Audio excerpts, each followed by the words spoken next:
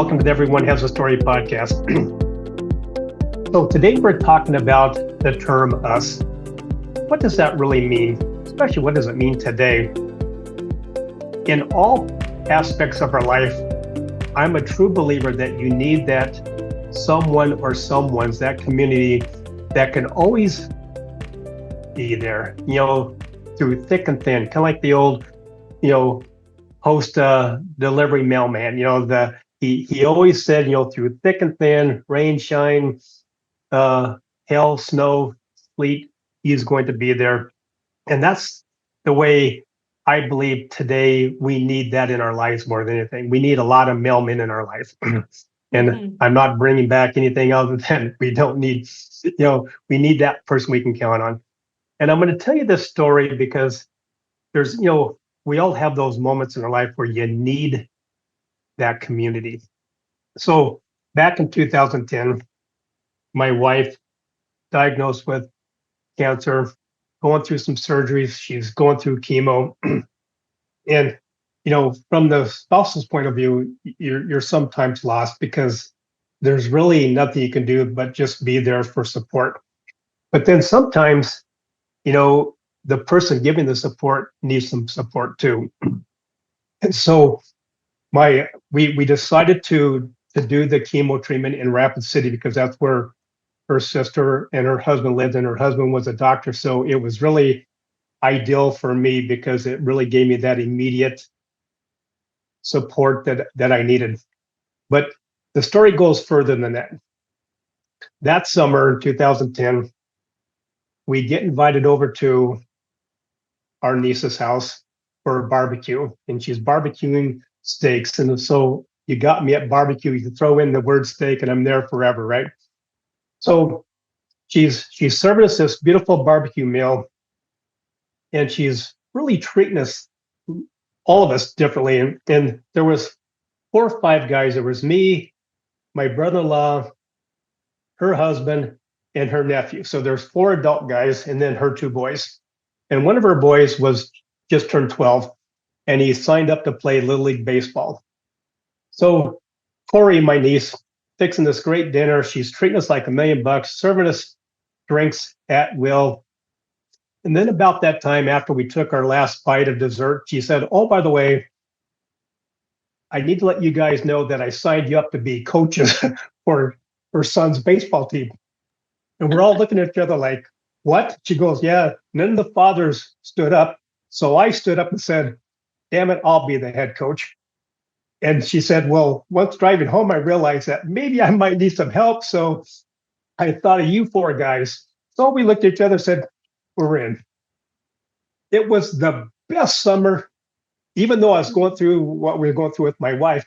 It was probably the best summer for me at that time because I'm now getting to be the father of 13, 12-year-olds. We're all learning, as adult guys, we all played baseball in our life. But, the fact is that we'd never been the coach of a baseball team. So we just really got involved. We got the parents involved. And it was, like I said, probably one of my best summers ever. But anyway, I'm saying that because today it's no different. We are going through a time where we need community. We need us. And so today, very especially, we need my guest speaker because she is really the person who identifies with the necessity of having us. So I want to welcome back Judy Tsuei. Welcome back. Thank you. Thank you so much. And thank you for that beautiful story. Well, you're very welcome. You're very welcome. And I know you've got plenty of those stories too. So anyway, Judy is the founder of Wild Hearted Words. She's a podcast host, she's a business mentor, and she's an author of one book, but she's really putting her efforts on another book that's really going to detail life as Judy. And let me tell you, it's going to be worth reading once we get that darn thing published. So welcome back, Judy. And I can't thank you enough for being here. Thank you. We're talking about us. And you and I have gone through, we've known each other now for what, 2-3 months. And there's an us with us. There really is. We have connected in a nice way. And Professionally, we need that. We're going to talk about that here in a little bit. But really, right now, I want to talk about us as an individual. What does us mean to you? So let's get that out of the way. Mm. And I am so grateful to be here. I'm so grateful for you. You're playing such a pivotal part in bringing that book to life that you mentioned. So I just want to express gratitude first and foremost. And when it comes to us, that's a perfect example of it. You found me on LinkedIn. We came together to, be interviewed on your podcast. And then we started talking more and more, talking about my life story, which, I hope one day does become a Netflix series. But um, the us dynamic was unexpected, and it's been absolutely such a blessing and such a gift. So that's one example of us. And then the other one is when you first asked me this question, the thing that came to mind is when I was in college, I remember reading Maxine Hong Kingston's book, and I think it was Woman Warrior. And it was the first time that I'd really studied an Asian American author, in depth in a public setting. And so there was one element of her book where she talks about the Mandarin character for I, which is Wo. And when you write it, and I'm really into Chinese calligraphy because my father, that was this art form that he was very well known for. And when I dove into it and discovered why he became such an amazing Chinese calligraphist, it really saved his life, and it helped move him forward out of sheer kind of desperation of what is he going to do with his life next. But beyond that, it is so beautiful. It's such an art form, and I wish I could read Mandarin more fluently. But I remember she was saying that the character for I is written with 2, 3, 4, 5, 6, 7, I believe, brush strokes, depending on how you count them. And then the character for you is 2, 3, 4. And so when you look at the characters side by side, it's a very dramatic difference. And you can tell that the character for I is extremely complex. There are all these elements to it. And I think about that, all the complex narratives that make up who we are, and then how we can meet someone else and find this connection with them, given their complex narratives, and how we just come together to be here in this moment now, to process things in the past, to build a future. It's such a remarkable opportunity. So that's what I think of when I think of us, that combination of me and you. And and I feel the same way. So thank you for that. But now, why do you think it's so important today? And we've all have our past, and those past experiences are very vital to our growth. But today, there's a lot of miserable people out there, and and most of that misery comes from either loneliness, I think, or because they're not in that right circle of people. So why do you think, and I know the way you're going to explain this is dynamite, so I can't wait to ask this question, but why do you think people right now, others today, need that us in their life more than ever before? Yeah, I mean, I think that in addition to the two reasons that you were saying as to why someone can't connect with someone else, I don't think that we're really taught emotional literacy growing up. And I don't think that we're taught how to handle our own emotions and then much less handle someone else's. So I think that there's a lot of putting our feelings and our difficult experiences onto someone else to make it better, to make it right, or to different substances or whatever it is that we find to fix the pain that exists within. And the last podcast episode that you and I did together was Hurt People, Hurt People. And so figuring out, like how to be a full, healthy human is essential. It's essential for us to move forward into this next generation, especially as AI continues to gain intelligence and to be, I was actually just recently seeing something on TikTok. I love Keanu Reeves, and I don't generally like just scroll through videos, but I was watching something and he was doing all these dance moves. And at first I was like, oh my gosh, like this is super entertaining. I didn't know he was like this. And then I realized, wait a minute, that's AI. Like there's no way that that is him doing that. And it took me a moment to figure that out, but that's only going to get better and better. And so when you have that and you have how easy it is to be on your own and to be quote unquote self-sufficient, it makes it really difficult to learn how to connect, because more and more we can find ways to cope with not having to connect. And connecting is filled with vulnerability. It's filled with risk. It's filled with pain a lot of the times. And like I mentioned, the way that we interpret things based on our previous life experiences, the way that our brain is functioning at that moment, the way that we're having emotions in that moment. It's not an accurate representation of what might actually be happening. And so if we are interpreting that when someone may not at all be intending any sort of, slight, then how is it that we're going to figure out how to be a humanity together? And so I think that this is more important than ever in life and in business. And as a parent, especially so, just figuring out how to navigate. I was just told recently that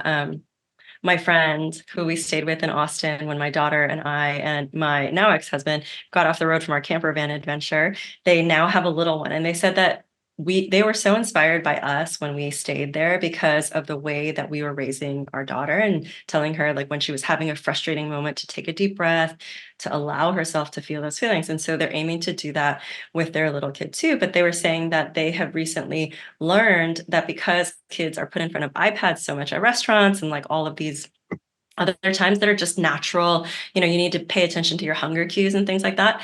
In school, kids nowadays don't know how to follow their inner hunger cues, and then they don't know how to socialize with one another when they're at school at the lunch lines. And so, if that is how we are being raised, like, what does that mean for us as a humanity moving forward? So you've heard me say countless times that business and organizations are made up of individuals, obviously. Is there a need right now for businesses and organizations who are made up of individuals? Do they really need to find that us and them and within them as well?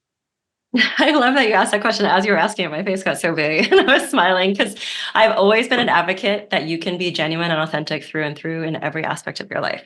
And that makes it so much easier so that you don't have to worry about like how you're showing up on social media and how you're showing up at work and how you're showing up at home and how you're showing up with your friends.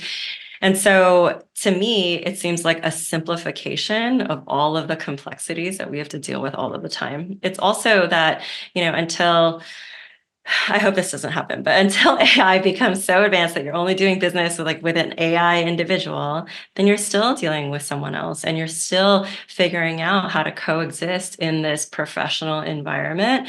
And more than ever, the more that you understand yourself and the more that you can respond versus react, the more that you can intentionally decide how to move forward with a greater impact, and the more that you can elevate everyone, that there doesn't have to be someone who has to lose in the dynamic. I think that the competitiveness that we have in so many different facets of our lives really underscores that scarcity mindset. But if we believe that the universe's abundant space is ever expanding, then there's so much that we could gain by helping someone else, and helping ourselves so that we can then be fully fledged humans who can then show up as who we want to be. So, what is the power behind these connections of us, that human touch? Not just with words, but actually touch. Mhm. Why is that so powerful and necessary today? Yeah, I used to be a yoga teacher and then I became a Reiki practitioner and I loved it so much. I loved watching people move within a 45-minute class to a 60-minute class and shift from one state of being to another, where you could tell that they had shed layers and that when they walked out of the room, they were who they wanted to be, who they were at their core, without all the heavy burdens, without all the expectations, without all the frustrations and whatnot. And so when I became a Reiki master, it was very natural to me. And, Reiki is an energetic healing. It's the understanding that there is energy all around us, which physicists have proven, and that you can become a channel and a conduit just by being open to bring in that universal energy, so that when you are doing this like laying on of hands, whether you're actually touching someone, gently hovering your hands over someone, or having that intention to help someone remotely because of the way that energy can travel, Just think about when you think about someone and then they call you, and just like knowing that that connection exists. When I was little, my grandmother used to ask me to take my hands and help her dago, which is like she just wanted to burp. So she wanted me to take my little hands and like pummel them against her like back and her spine. It was one of my favorite things to do. And from there, even though our family did not touch, we were a traditional Asian household. You know, my mom didn't realize until college that she had never really hugged us or like touched us like growing up. And it was because of the Americanization of like when you greet someone, you hug them, that she became aware, like, oh my gosh, I did not touch my children.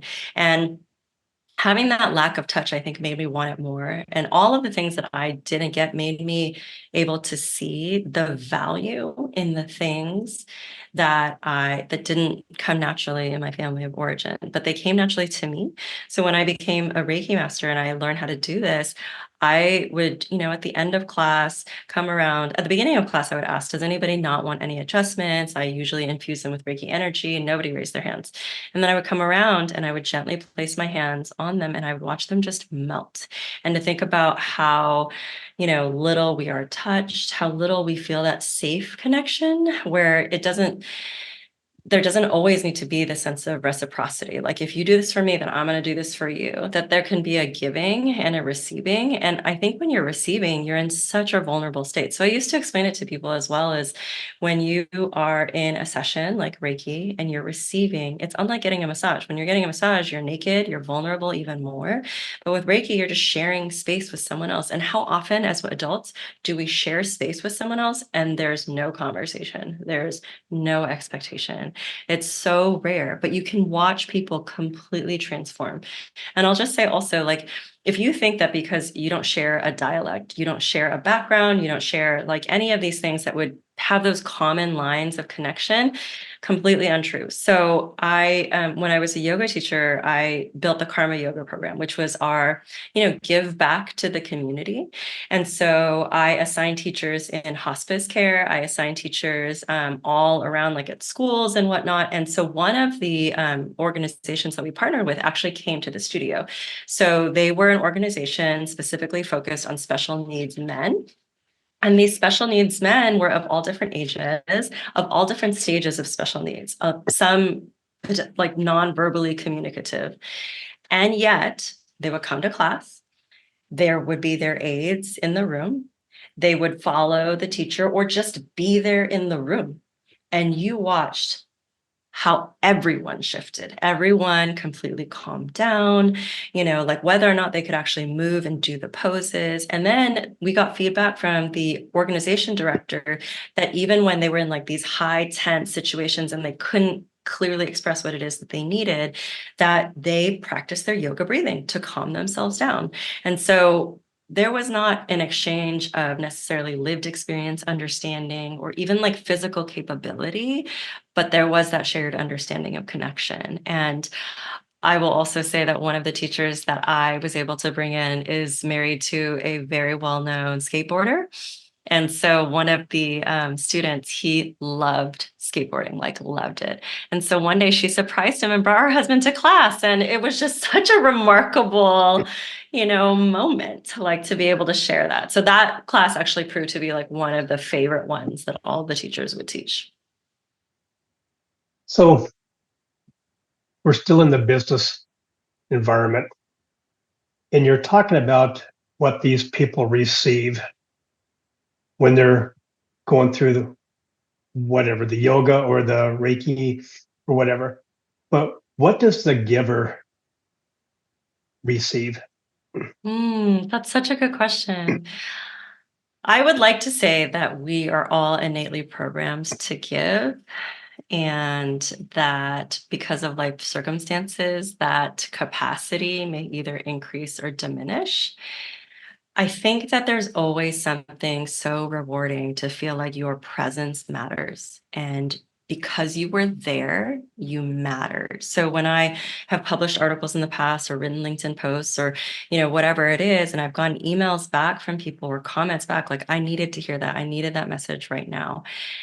I just think that that ripple effect is so rewarding because you also feel less alone for knowing that someone else is benefiting from what you are able to offer, that your life matters, that, even when you're going through hardships and you're willing to open up and connect with someone about it at work or otherwise, then someone else can relate to you and feel less alone in their experience of life. And I had shared with you before, one of my favorite books is Love Poems from God, which was curated by Daniel Ladinsky. And it's not, there's no specific denomination. He's actually pulling in poets from the beginning of time, essentially, to now, of all denominations, spiritual faiths, whatnot, or just like ascetics who just believed in, the beauty of the world and the beauty of humanity. And each of their poems reveal human nature, and they're the same exact things that we experience today. So even people from millennia ago are still like experiencing what we experience today, despite our modernization and whatnot. So they're just traits that exist within us that make us human. And because of those human traits, we have this like desire to know we belong, that we're making an impact, that our worst mistakes and our greatest shames aren't going to define us for the rest of our lives, and that we will still be lovable and accepted because of it. So the owner, the manager, the leader of these employees, what are the results that they can see to themselves for being more of this giver? Hmm. Because right now, I mean, you hear countless stories of the toxic environment, the bad boss, the manipulator, the authoritarian. I mean, you name it. I mean, every adjective out there has been given to you know owners and managers. And and sometimes what I see as a consultant is that these guys, because they've never really been given the training to be a, a human. From the day they were born, they were probably been told, no, don't do this, you don't do that, you can't think that way, you shouldn't do that, whatever. And then they're teaching, the parents say it, the teachers say it, their mentors say it, the professors say it, and then all of a sudden they go to life, they become an employee, they are told, no, you're not supposed to do it that way, and now they are the manager, now they're now the owner. So all they've experienced from day one to now is that that's how you're supposed to treat other people. That's how you're supposed to talk to other people. It was so natural for them. They feel normal. So why not just continue to do that? Well, the workplace today has been introduced to a new way of what they want and to express what they want. And so instead of just having that all those negative words thrown at the boss and they stick the head in the sand and say, well, tomorrow I'll bring my head out and hopefully everything will be good and the way it's supposed to be. And it's not. So, really, what can those managers and owners yours achieve and really feel? It's not so much achieve, but really, what can they feel by becoming the creator of us to each one of those employees that they manage? I think that for a very long time, we've not been taught that soft skills are actually strong skills. And we've been taught that, no, like the left brain rational thinking is the way to go. And that's the way that you achieve success. And unfortunately, when you watch, like, I mean, I just met with a client who was telling me that she's been studying like the rise and fall of empires. And like, it's like a trajectory that's like very predictable and you can see how it goes.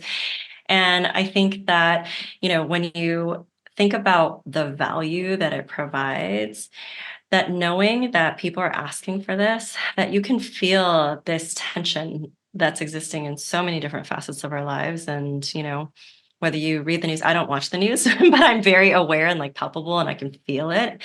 And because we're part of this collective, we're part of the greater collective, that, it would be nice to think that you exist in a bubble and that like you're not going to get impacted by everything around you, but that's not exactly how life works. And when I mentioned that energy earlier, like there's like a worldwide energy, there's, like a cultural energy, there's even, as they've proven in science, like epigenetics, there's like inherited trauma that we'll go through. So even if you can't see it with your eyes, you can feel it. And this is why mindfulness practices are so key, because when you quiet everything else down and all the illusions and the distractions and whatnot, you're kind of left with like truth.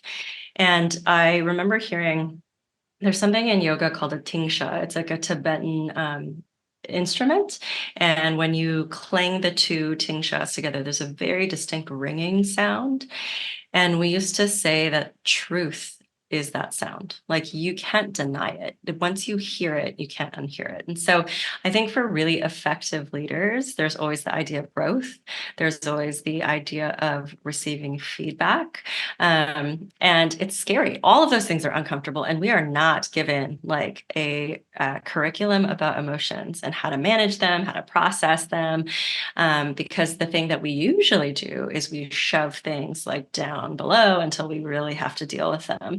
So I remember this analogy in my neurolinguistic programming where I have this like black backpack, but originally I actually, something comes up in your life and it's like maybe the size of this or like much smaller than this. And, you're like, okay, but instead of dealing with it then when it comes up, you just shove it far down. You just keep shoving it down and keep shoving it down until you're carrying this huge backpack. And by the time like that burden is there, there's so much more that you have to deal with.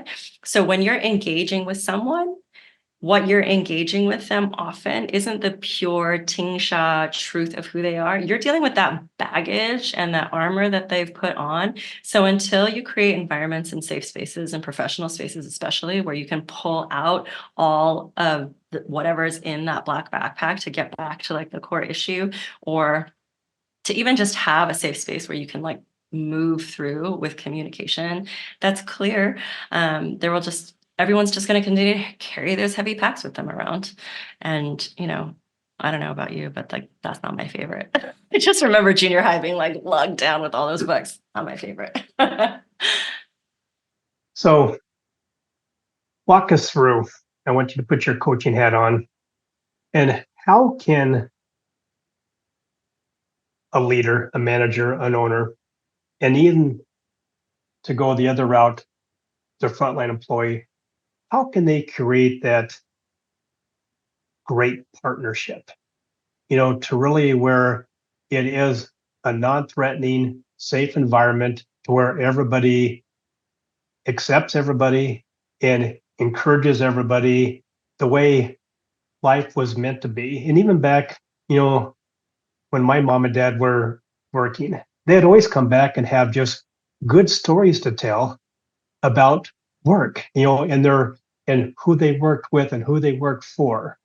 Every once in a while they'd come back with a bad day, but they'd also come back with a good day. Where now I don't hear about good days anymore. All I hear is about is the crap. So walk us through how you would help someone or how someone can form that great partnership and create Yeah. us. Well, first of all, that nostalgia has never been more present in our lives today. There's something safe about nostalgia, and they've done studies that like today more than ever, we are looking for that. And that's why like old remakes of shows are coming back and all that kind of stuff, because we've lost that sense of familiarity. And I think that part of it is first and foremost understanding like it is what it is right now. And to have this idea that there should be a utopia is like a very far reach and a far stretch to where we are actually going to get to. So I think having realistic expectations is one way to remove the pressure off of everyone. Just like we are in a very difficult time where people are speaking up more than ever, which is amazing. Diversity, equity, and inclusion work, that's amazing. But it's also a messy time because you're uncovering, like I said, like all of that stuff that we've been tamping down for so long. So there's going to be missteps, there's going to be miscommunication, there's going to be like misunderstandings, all of that. And that's a messy, difficult time to be in. However, that discomfort, that rubbing of like the things that aren't working is what leads to growth and it leads to opportunities. And so I think first and foremost, just understanding we are where we are, giving ourselves like alleviating the pressure and the burden and understanding like we will make mistakes. It's just going to happen. And so, okay, that's fine. But then what comes after that? And so what comes after that is a lot of personal work because as I mentioned to you earlier before we got on this, I was listening to Britney Spears' memoir, which was great. Michelle Williams narrates it. It's fantastic. And she was talking about how if things aren't okay at home, you're not going to feel good anywhere else. It doesn't matter if you're achieving like remarkable success, it's not going to feel good. And so I think that that plays not just to like your interpersonal dynamics, but like how you're feeling inside. And your body gives you so many signals all of the time.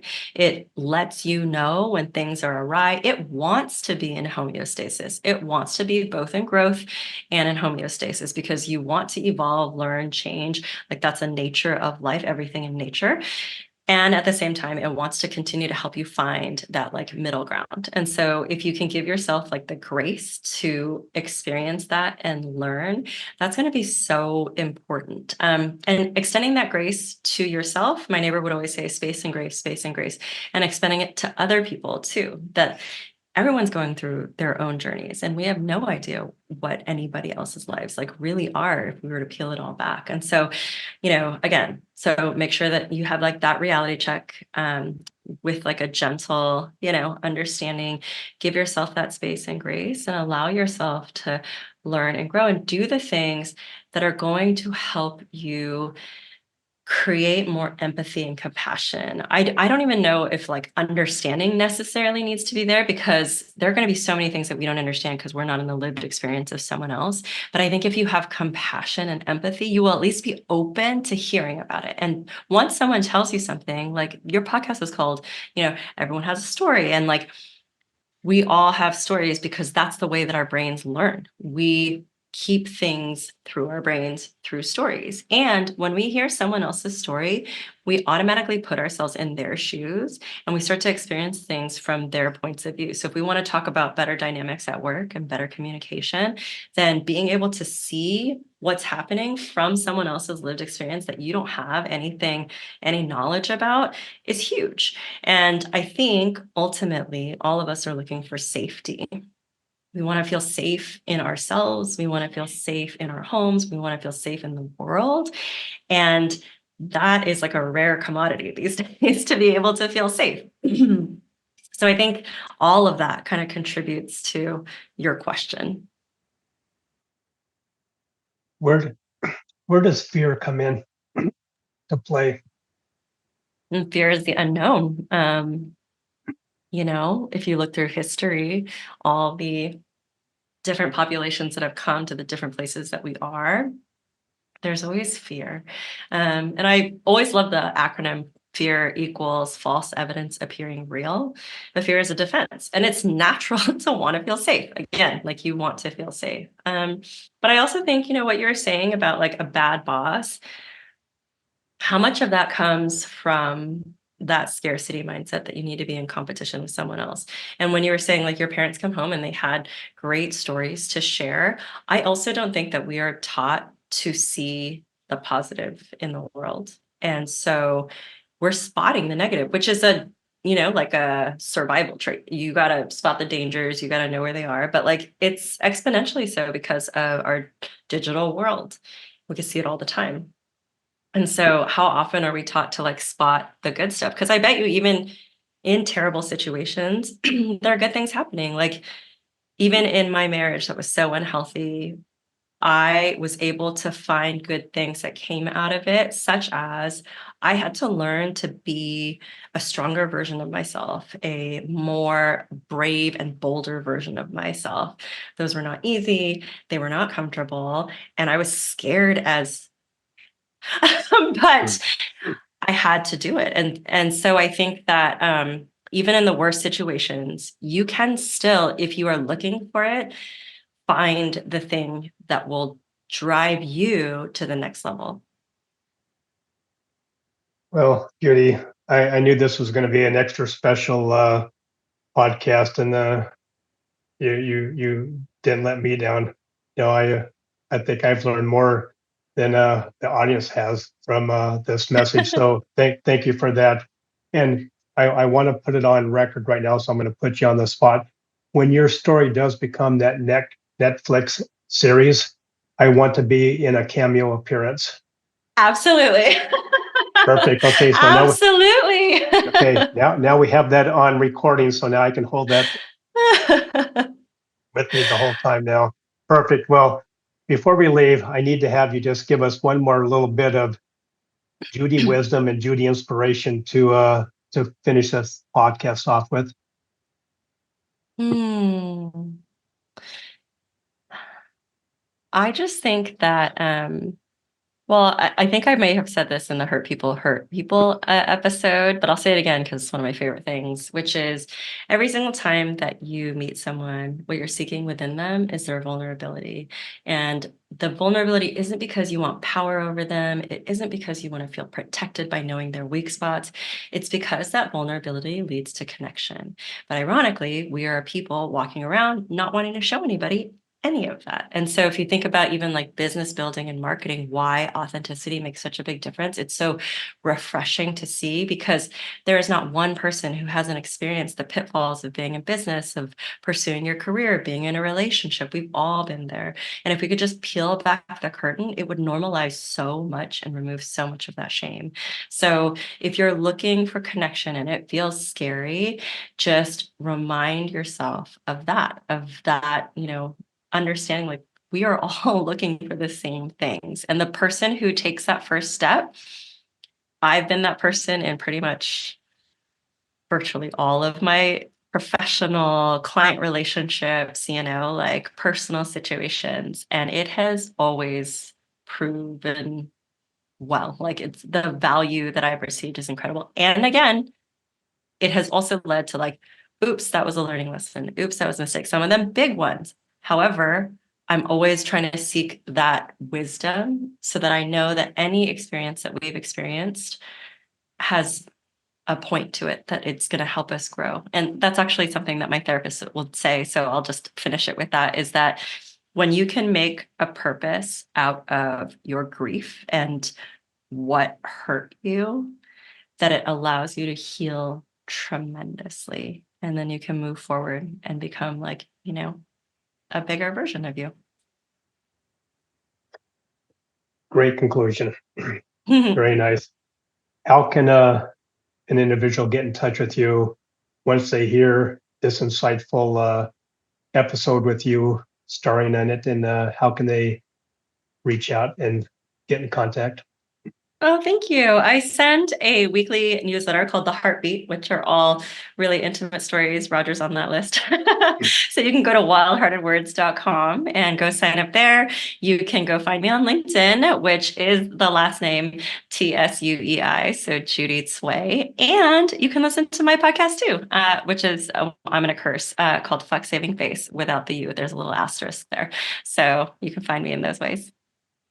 Well, please, everybody, you need more of Judy in your life. So go to each one of those venues and enjoy and learn. So thank you, Judy. Thank you. My podcast wouldn't be the same if it wasn't for my sponsors and my great supporters. So let me take this opportunity to thank each and every one of them. First of all, I want to thank Rebecca at Custom Bookkeeping and Accounting, delivering trustworthy bookkeeping services since 2003. Dave and Dara at Virtues Matter, making this world a much happier place to be with their Virtues Card app, coaching and workshops. Stephen at Buller Accounting, giving business owners depth and insight to their numbers. Eric and his team at Ivy Cat Web Design, the real superheroes of web development and design. Jennifer and Jean at the Seavers Real Estate Team, serving Pierce and Kitsap counties with their home buying and selling needs. Maury at the Maury Method, the world's only brainwave entrainment engineer, helping everyone have more clarity, less stress, and overall better brain health. Priya at Pivot My Profit, helping individuals and businesses have better control of their finances and more money at the end of their day. Melissa at the Soul Vibe Energy High, the queen of the aha moments, helping individuals find those holes in their cups, repair the hole, and gain back their positive energy. And finally, Rick at West Sound Recording. You talk, they do all the rest. Thank you, Rick, for all your efforts with the production and editing of my podcast.